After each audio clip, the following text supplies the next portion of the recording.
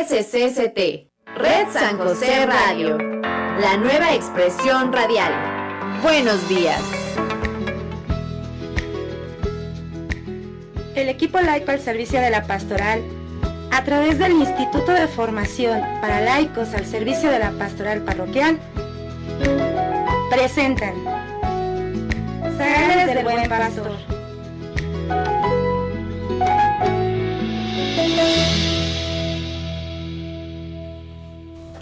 Luz y sal, hermanos.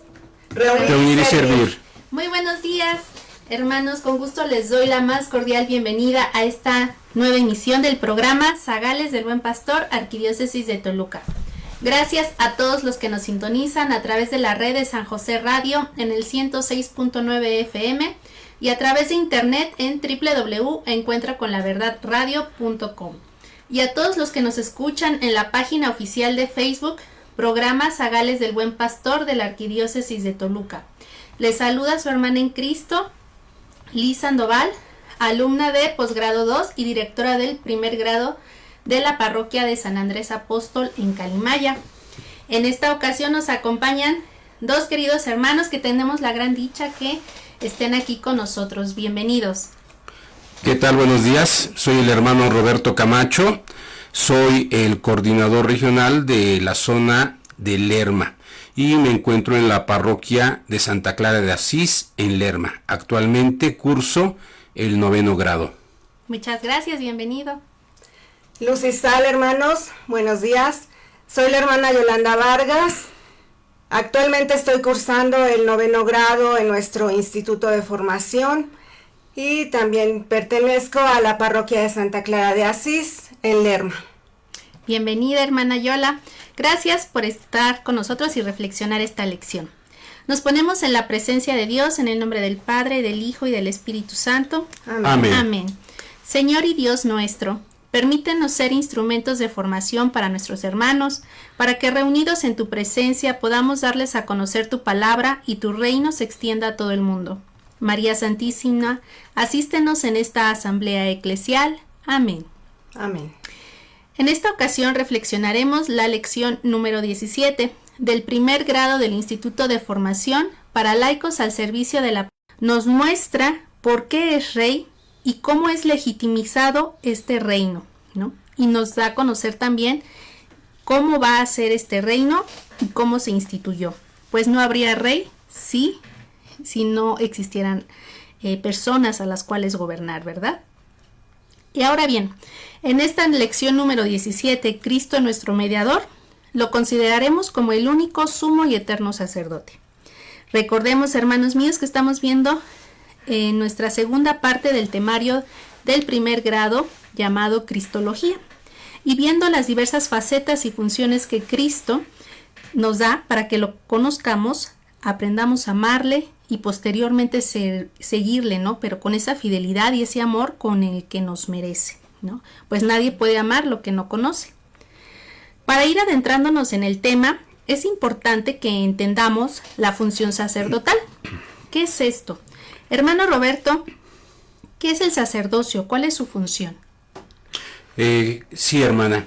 Mira, la palabra sacerdocio viene del latín sacer, que quiere decir sagrado, y también de la palabra dotis, que quiere decir don o privilegio.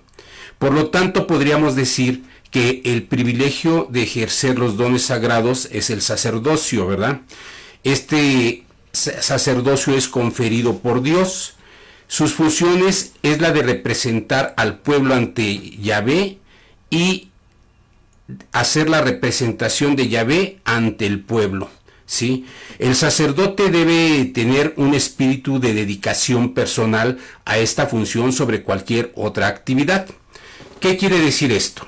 Que el sacerdote va a servir de intermediario entre nosotros y Dios, entre nuestra comunidad y Dios. Y es una persona que está totalmente dedicada en cuerpo y alma a ese servicio. Ese es el sacerdocio, hermana. Efectivamente, de aquí podemos entender que un sacerdote se ocupa de las cosas sagradas de Dios. y que por ello se merecen un respeto social ante esta intermediación. Por eso es que queremos mucho a nuestros sacerdotes. También podemos encontrar los orígenes del sacerdocio actual desde entonces, ¿no? Desde las prefiguras en el Antiguo Testamento. Y también podemos entender el por qué un sacerdote al día de hoy no puede casarse ni tener familia, puesto que se casa con la iglesia, ¿no? Y además podemos puntualizar que un sacerdote es para siempre. Una vez que el hombre se ordena, recibe este sacramento, o sea, imagínense esta función sacerdotal que antes se ejercía de una manera especial y simbólica, viene Jesucristo, lo perfecciona y lo eleva a grado de sacramento, ¿no? Sacramento, recordemos que es algo sagrado, o sea, que esa función la va a hacer sagrada para gloria de Dios, ¿no?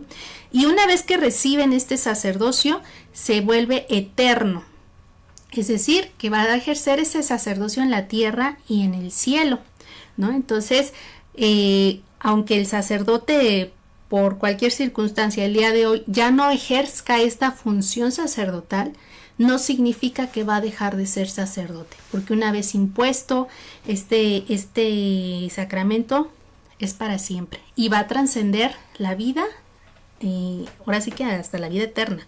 Así ¿no? es. Hermana Yola, ¿cuál es la doble función de un sacerdote?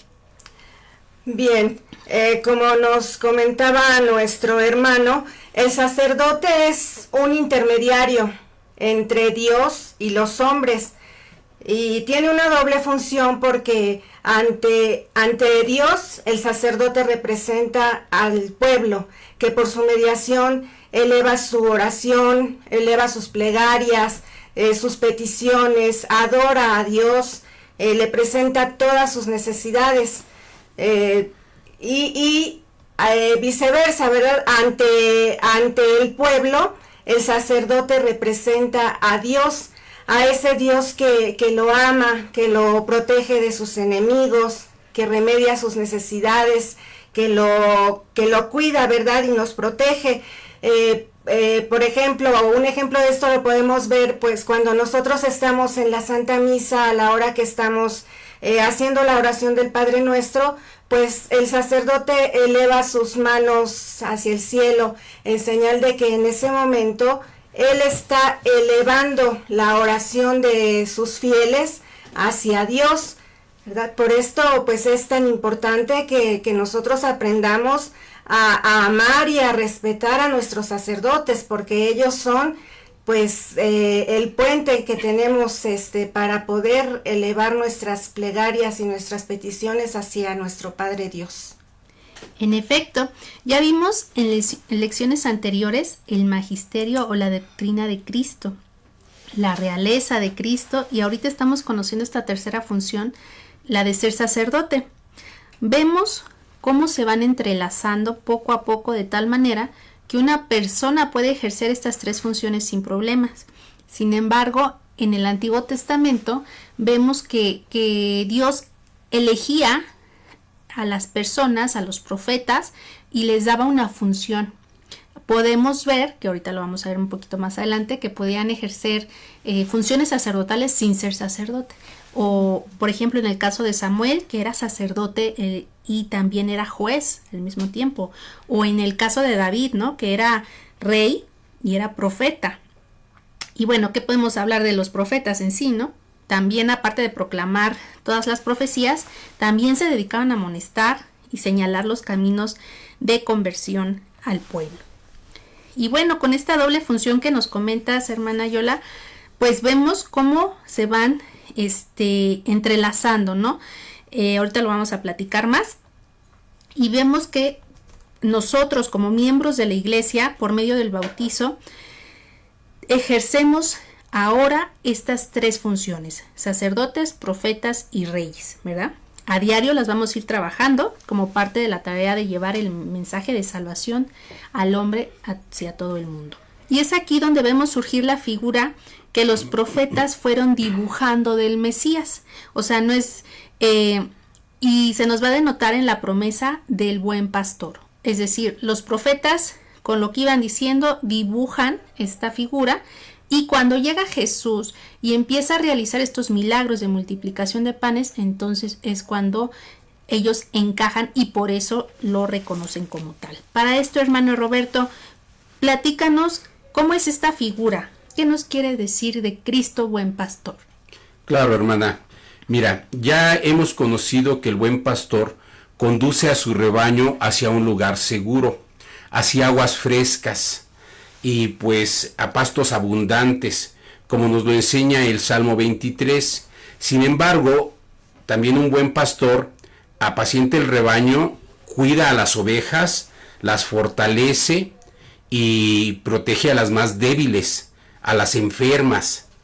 Va por la oveja perdida y la regresa al redil, las alimenta y ve por cada una de ellas, las pastorea con justicia, como nos lo enseña el profeta Ezequiel en el capítulo 34, versículos del 1 al 5, del 11 al 12 y 16. ¿Qué quiere decir que esto del buen pastor?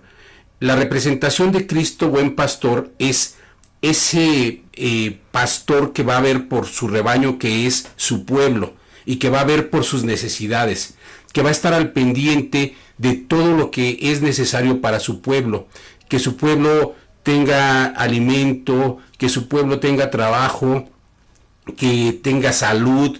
Va a estar siempre al pendiente de todas sus necesidades y va a ver por el bienestar de todo el pueblo, ¿sí? Porque la función del buen pastor es, como lo estábamos mencionando, cuidar al rebaño y apacentarlo de una forma en donde el pueblo se sienta protegido y pueda hacer sus labores de una forma alegre, donde puedan ellos convivir y llevar las cosas de una forma armoniosa. Perfecto. Entonces vemos cómo Jesús va encajando, ¿no?, en esta figura. Y qué bien que nos menciona, porque tras recriminar el mal comportamiento de los dirigentes de Israel, el Señor se constituye a sí mismo como este buen pastor, ¿no?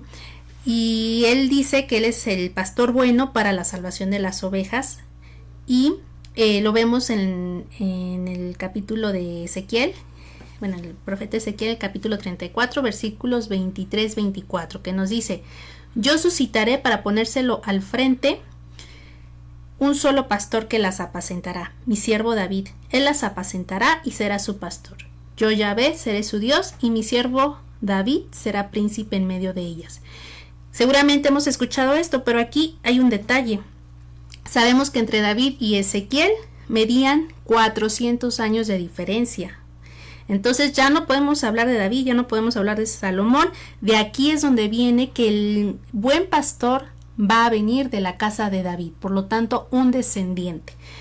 En el Evangelio de Juan, capítulo 10, versículos 14-15, nos narra que Jesús se declara a sí mismo como buen pastor. Hermana Yola, ¿cómo se da este testimonio? ¿Cómo podemos ver que Jesús ejerce esta función de buen pastor? Sí, hermana. Pues mira, Jesús declara que Él es el buen pastor. Él conoce a sus ovejas lo conocen a Él, y que Él da la vida por sus ovejas, ¿sí?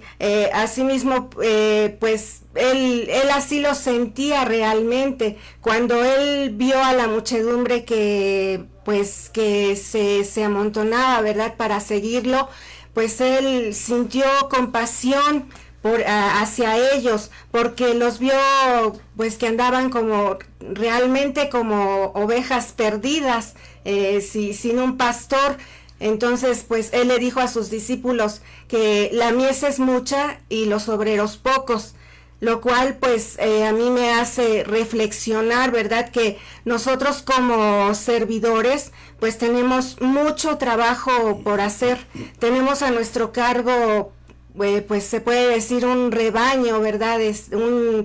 Nuestros hermanos que tienen bastantes necesidades, tienen pues a veces bastantes problemas, y se acercan a veces a nosotros y pues no debemos ser indiferentes, debemos tratar siempre de prestarles nuestro servicio, de mirarlos con esa misericordia, con ese amor con que Cristo los miraba también. Pues debemos tener siempre en nuestra mente y en nuestro corazón muy presente la figura de Cristo, buen pastor, para que nosotros pues también a la vez tratemos de imitarlo y seguir por ese camino que Él nos marcó, ¿verdad? Por eso pues yo los invitaría a todos, ¿verdad? A que se atrevan a darle ese sí a Dios cuando alguien los invite a seguir en este camino del servicio, pues atrévense a decirle a Dios que sí y van a ver que se obtienen muchas satisfacciones. Muchas gracias. Y esta parte del servicio es muy importante. Nosotros como servidores aquí en Escuela de Pastoral tenemos siempre la figura del buen pastor, pero yo creo que en general cualquier servicio que demos a Dios y a su iglesia, siempre debemos de mantenernos así, ¿no? Todas las personas que tengamos en nuestro cargo o a nuestro cuidado, cuidarla como esa oveja, ¿no? De todo lo que, interesarnos de todo lo que le aqueja, lo que le pase, ¿no? Y siempre de esa manera vamos a poder dar el mejor servicio que tengamos, ¿no? Aunque muchas veces nos falta confianza, ¿verdad? Entonces esa parte es muy importante. Y recordemos que no es la persona que te está invitando, o sea, en este caso no es Liz quien te está invitando, no es Yola, es Cristo quien te llama, ¿no? Hermano Roberto, vemos que nuestra lección nos menciona varios ejemplos de esto, ¿no? Es de cómo ejercer este apostolado. ¿Nos podrías explicar alguno de ellos y cómo los podemos aplicar nosotros en nuestra función sacerdotal que adquirimos en el bautizo o cómo lo podemos entrelazar? Claro, hermana. Mira, Cristo se constituye en el centro de la humanidad, ofreciéndose al Padre como víctima propicia para la salvación de todos los hombres. Como Moisés levantó la serpiente en el desierto, así tiene que ser levantado el Hijo del Hombre, nos dice la Escritura, ¿verdad? Uh-huh. Entonces, aquí vemos una situación que vivió el pueblo judío cuando estaban vagando en el desierto buscando la tierra prometida. Ellos son atacados por una plaga de serpientes y estas serpientes picaban a los israelitas y morían. Entonces Moisés habla con Yahvé y le pregunta qué es lo que debe de hacer para poder solucionar este problema. Y Moisés recibe la orden de Yahvé de que esculpa una serpiente que va entrelazada en su báculo, ¿sí? Y que todo el que vea esta imagen va a ser curado. Esto nos hace una prefiguración de lo que va a ser Cristo clavado en la cruz, ¿sí? Entonces, nosotros debemos de entender que el sacerdocio de Cristo llega a ese culmen, cumple con todo lo que decían las profecías cuando es clavado en la cruz, y para que nosotros cuando podamos ver a Jesucristo clavado en la cruz, podamos ser salvos, porque cuando nosotros acudimos a Él y recurrimos a Él actualmente y lo vemos clavado en la cruz, recordamos ese sacrificio que Él hizo por nosotros para la salvación de toda la humanidad, porque con lo que hacía Moisés salvaba al pueblo de Israel, pero ahora Jesucristo con el derramamiento de su sangre viene a salvar a la humanidad completa. ¿Por qué? Porque Él quiere que todos seamos salvos. Entonces esa prefiguración que hay en este capítulo que nos narra la Biblia, viene a darle esa grandeza a lo que es el sacrificio de Jesucristo, para poder realizar la salvación de la humanidad. Y en efecto, o sea, en este ejemplo que nos mencionas, que es una prefigura, vemos que también estuvieron involucrados varios personajes, entre ellos Moisés, ¿no?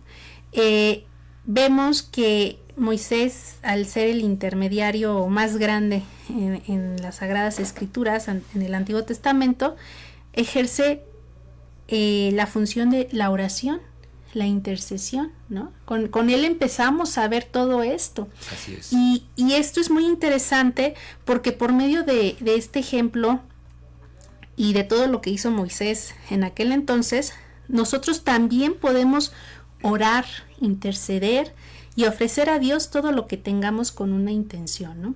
De esta manera nosotros vamos a ir ejerciendo ese sacerdocio bautismal que recibimos, ¿no?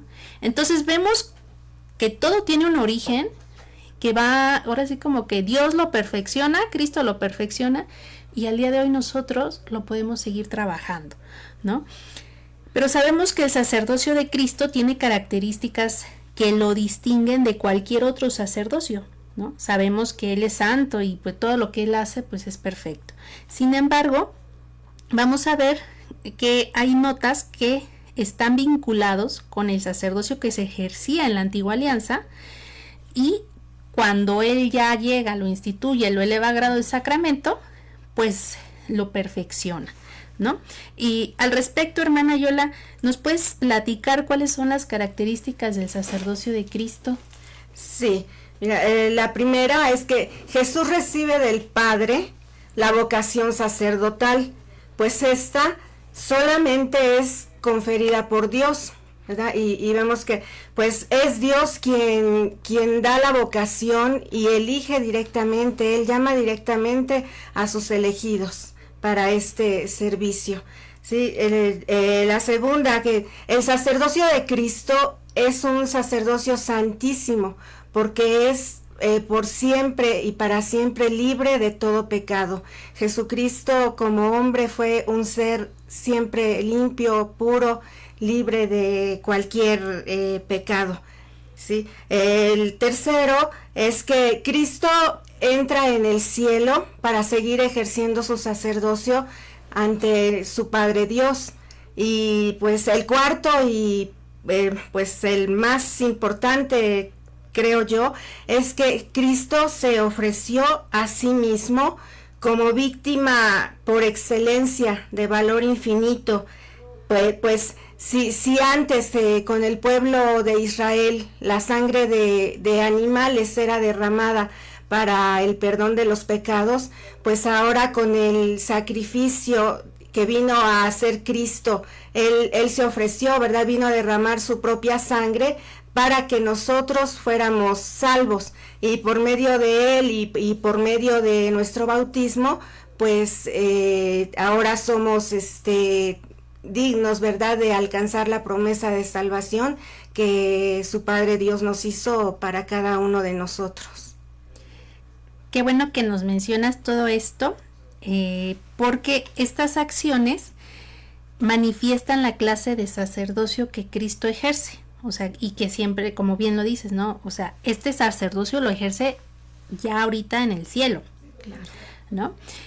Sin embargo, las funciones sacerdotales, que como tú bien nos comentaste, elevadas a su máxima expresión, las podemos también ver que la ejerce un sacerdote normal, ¿no?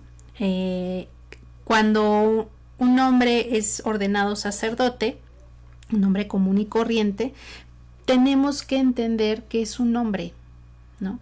También es pecador, comete errores y se equivoca, ¿no? Por eso podemos ver tantos sacerdotes que sí están bien comprometidos con su labor y otros que no tanto, ¿no? Entonces, pero debemos entender que solamente hay dos momentos de donde ellos están in persona Christi, como lo llamamos, que es el mismo Cristo. Y pues es en la consagración y en la confesión. Y bueno, pues además de la oración, la intercesión, todo lo demás, sigue siendo el hombre, ¿no? Que ya después iremos platicando más de esto. Pero es importante que no nos casemos con el hombre, nos casemos con la función sacerdotal. Por eso nosotros como cristianos debemos de cuidar a nuestros sacerdotes, velar por ellos, hacer oración constante, para que ellos siempre estén protegidos, porque son muy atacados. Recordemos que esta función sacerdotal va a ser eterna. En el Antiguo Testamento vamos a ver desde muy antiguo la función sacerdotal. La primera persona que se menciona en la Sagrada Escritura, pues es Melquisedec, ¿no?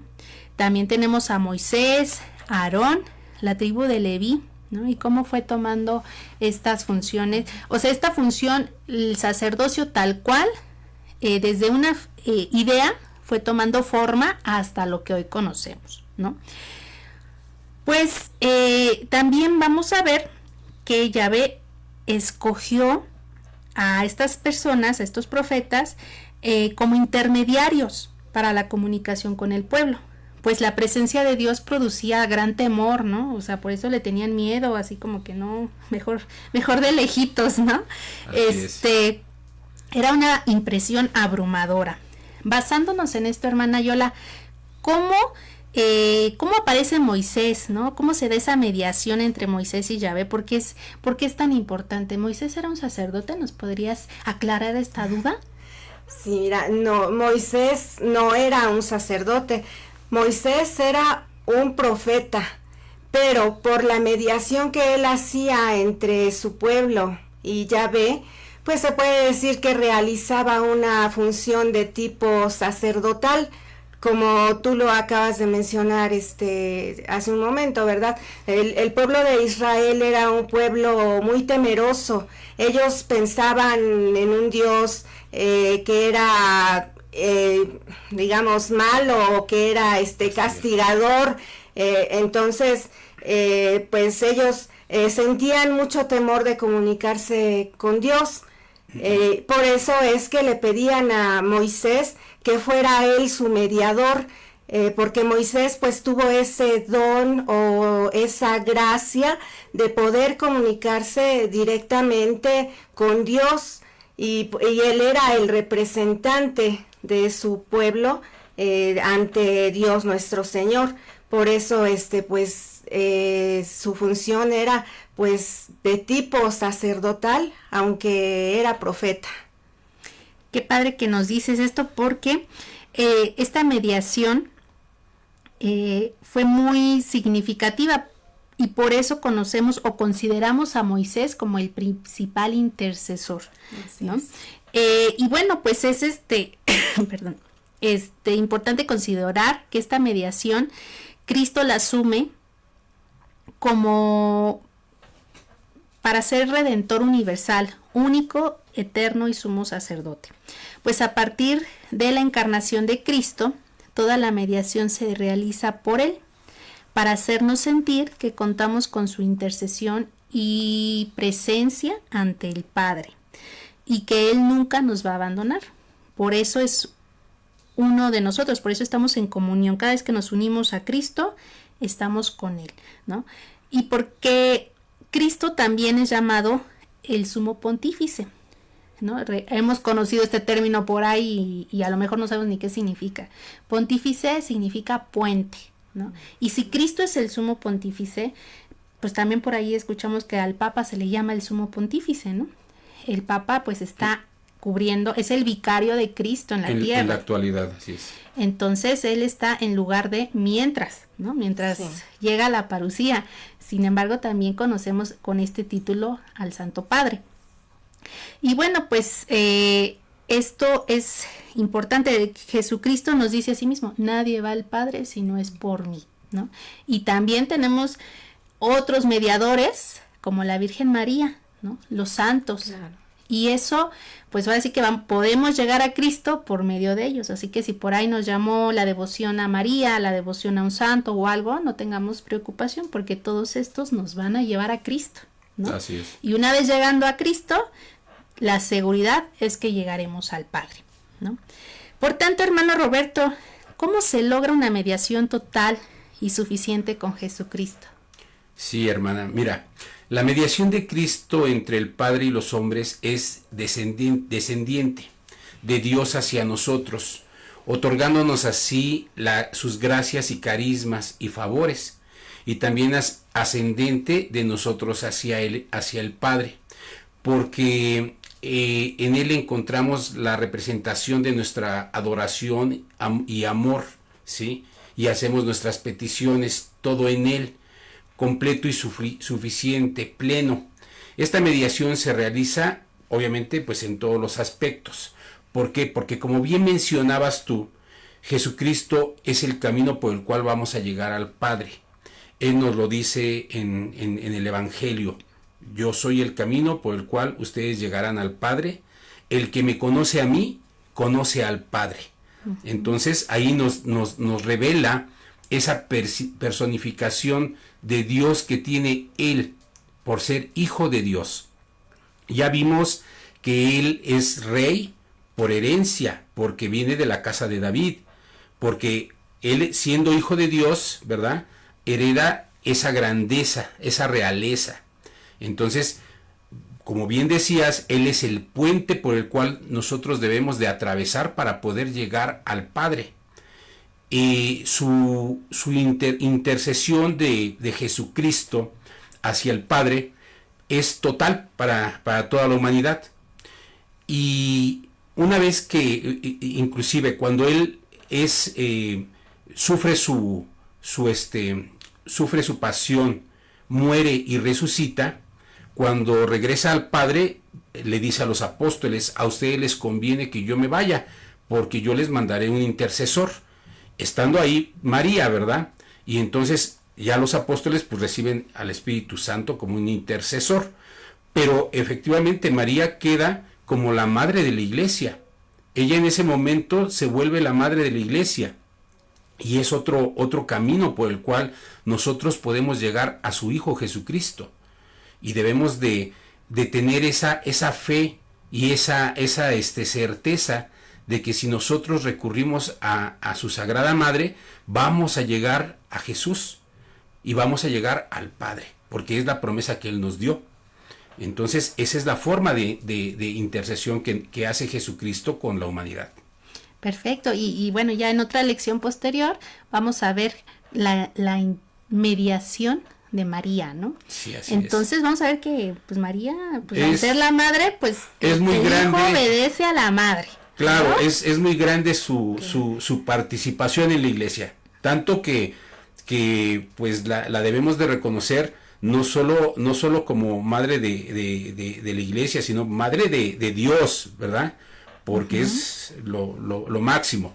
Y nos dice por ahí un santo: no tengamos miedo de amar más a María que a Jesús, porque esto nunca va a poder ser. Pues, más bien, de ese amor llegaremos a Cristo, ¿verdad? Así es, sí. Perfecto.